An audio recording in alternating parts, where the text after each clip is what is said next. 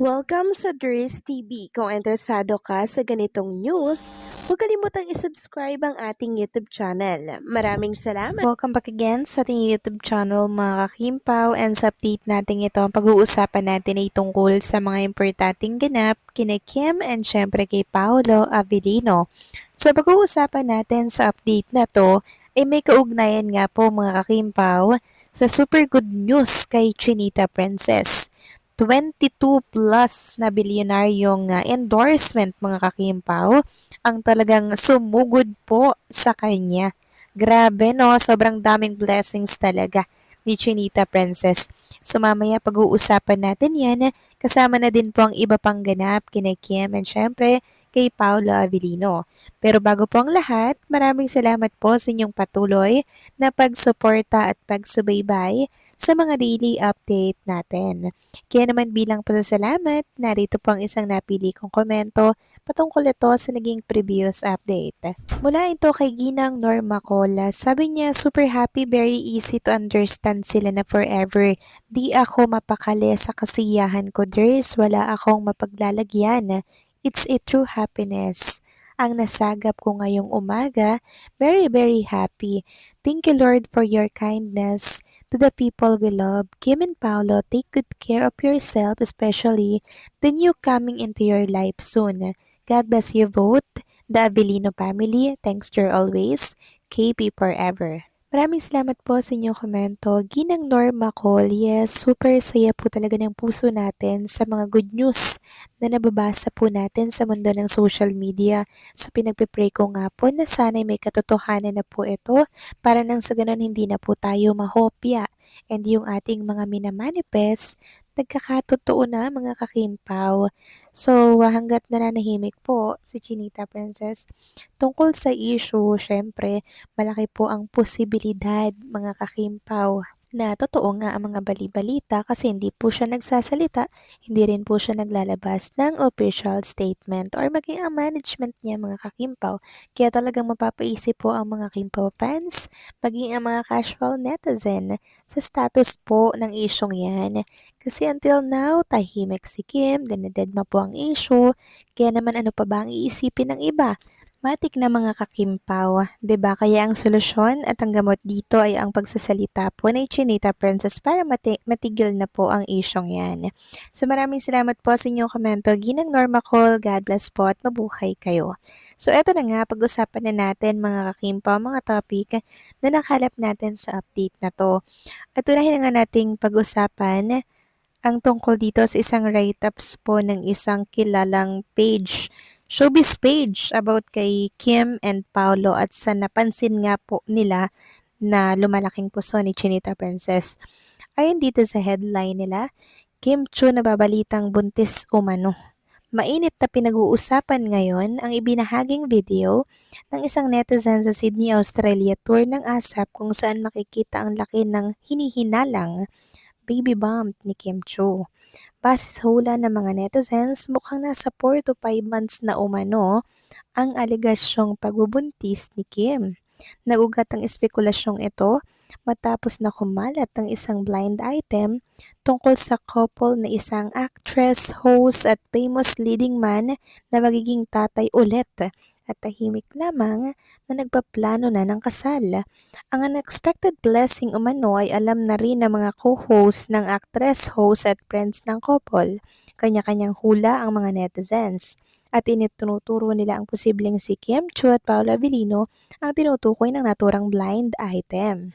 So I'm sure napanood nyo na po yung video na yan mga kakimpaw ni Chinita Princess na kung saan ay nagsiselfie nga po sila kasama po ito nga si Robbie Domingo during ASAP Australia to mga kakimpaw. Napanood ko na rin to at napansin ko nga din po yung maumbok na puso ni Chinita Princess mga kakimpaw.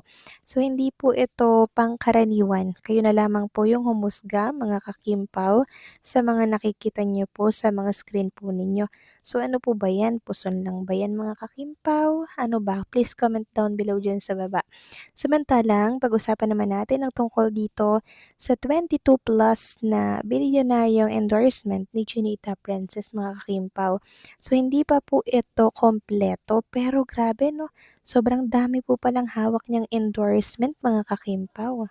Una na dyan ang Sisters, H&M, Garnier Hair Picks, andito rin ng Brilliant Skin, Bello, Billis, Bingo Plus, Super Q, and JSK, and Cherry Mobile, Hair Picks, Baroka, Clotasi, Hyundai, and Chowking.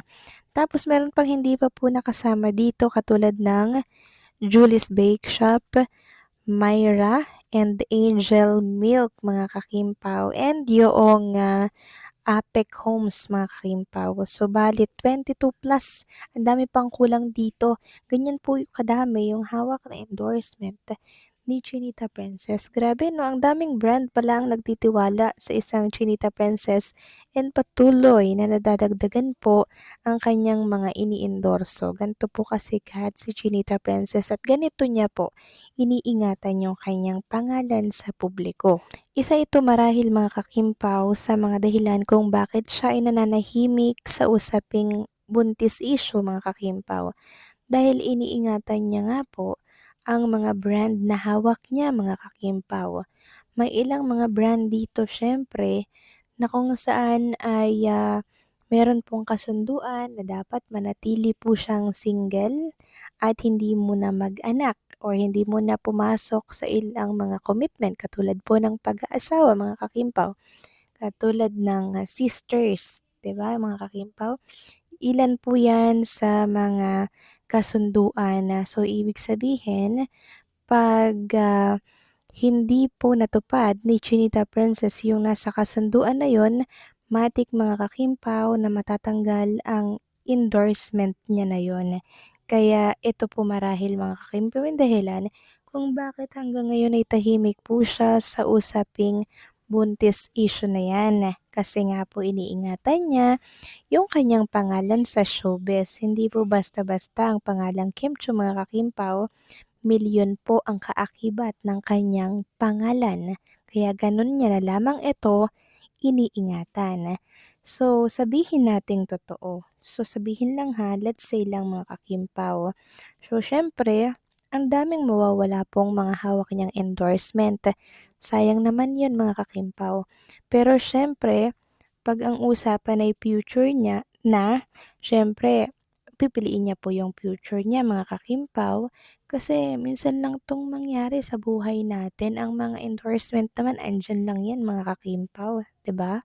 Pero sa oras kasi na dumating ang blessings katulad po ng mga napapabalita ngayon mga kakimpaw, syempre hindi niya na po 'yan matatanggihan. Wala siyang ibang puwedeng gawin dito kundi tanggapin mga kakimpaw, kahit na ang dami pong puwedeng mangyari, kahit ang daming puwedeng mag-back out na endorsement sa kanya, wala po siyang ibang gagawin kundi tanggapin ang napakagandang blessings na yan. Kasi yan po ay more than everything mga kakimpaw. 'Di ba? Agree ba kayo sa mga sinasabi ko na kahit maraming masasagasaan, pipiliin at pipiliin po ni Chinita Princess yan sa oras po na dumating yan sa kanilang buhay ni Paolo Avellino. So kayo ba mga kakimpaw, anong masasabi ninyo dito? Please comment down below.